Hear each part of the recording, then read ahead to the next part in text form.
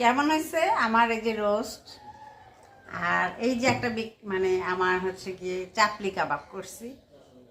চাপলি কাবাবটা আমার কাছে ভালো লাগে, এটা সবাইকে করে খাওয়াইতে আমি ভালোবাসি। আর যে পোলাও করছি, আর এখানে তো ডেজার্ট টেজার্ট লাচ্ছি টাচ্ছি যা আছে মিষ্টি টিষ্টি। আর এই যে গরুর মাংস, দাঁড়া গরুর মাংসটা দেখাই। এই যে দেখছেন গরুর মাংস, এটা সবাই করে।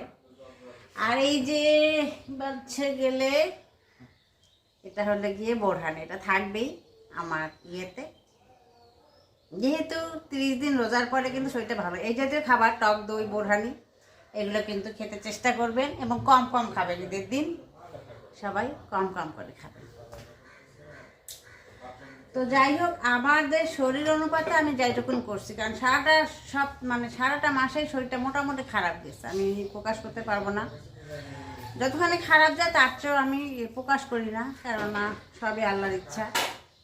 তো যাই হোক, আমার রোস্ট কালকেই করে ফেলছি। এটা আমার কাছে মনে হচ্ছে যে রোস্ট করাটা মানে একটা না, বাসি রোস্ট হলে মজা হয়।